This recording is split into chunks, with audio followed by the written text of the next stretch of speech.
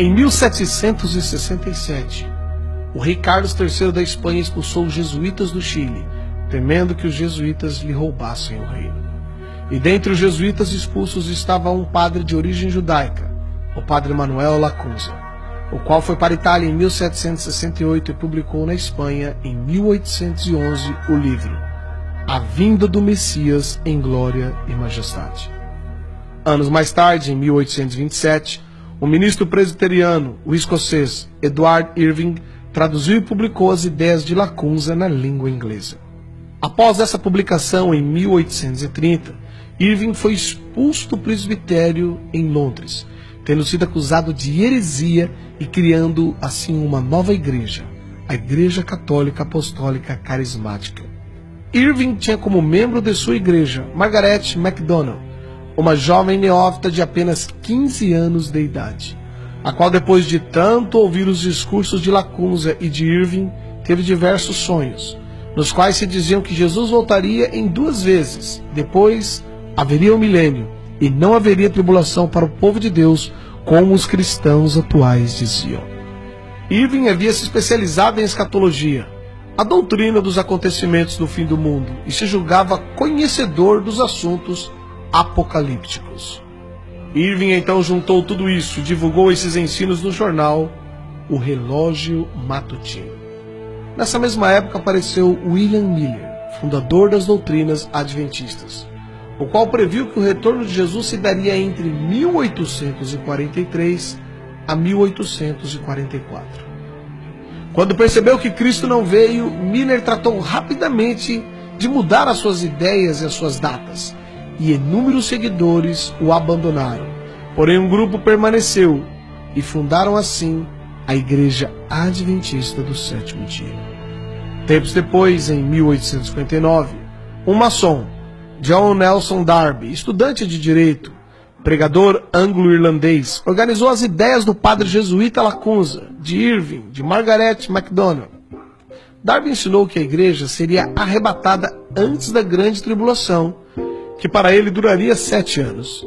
E Darby também reinterpretou a Bíblia, criando as doutrinas dispensacionalistas. Os ensinos de Darby foram amplamente disseminados ao redor do mundo quando um pseudo-advogado maçom norte-americano chamado Cyril Scofield publicou a Bíblia de Estudo Scofield.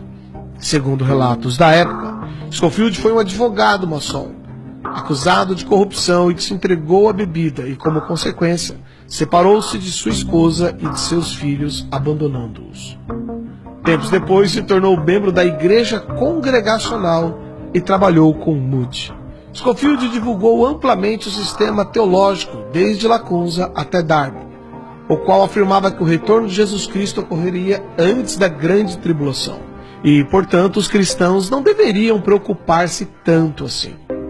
Após ter sido ordenado, Scofield casou-se novamente e passou a fazer conferências bíblicas e distribuindo na América cursos bíblicos por correspondência. Scofield imitou Charles Taze Russell, o fundador da seita Testemunhas de Jeová, o qual afirmava que Jesus voltaria de modo invisível em 1874, seguido por um outro retorno em 1914. Em 1909, Scofield publicou a primeira edição da Bíblia que leva o seu nome. Ele foi patrocinado por banqueiros que tiveram interesse de que essa nova doutrina fosse divulgada. Entre eles estava Henry Drummond, um rico banqueiro inglês e envolvido com ocultismo e práticas de hipnose. Foram distribuídas nos Estados Unidos gratuitamente milhares de cópias dessa nova Bíblia de estudo, a Bíblia de Estudo Scofield. A partir dessa nova crença, mudou-se a mentalidade dos cristãos americanos e, em seguida, de todo o mundo.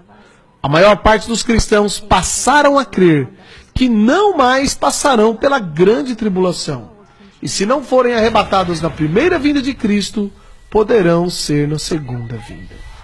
Juntando-se a isso, surgiu o escritor de ficção Tim LaHaye, que popularizou através de livros e diversos filmes as ideias da Bíblia de Estudo Scofield. E Tim LaHaye lançou também a sua própria Bíblia, a Bíblia de Estudos Tim LaHaye. Os filmes de Tim LaHaye são ficção, como ele mesmo diz, e mostram as ideias de Lacunza, de Irving, de Miller, de Darby, de Scofield, os quais afirmam que a vinda de Jesus, isto é, o arrebatamento, não será visível, mas será um rapto, uma espécie de sequestro, em que os cristãos que não forem arrebatados poderão ir na segunda vinda ou nos 1000 anos que seguirão.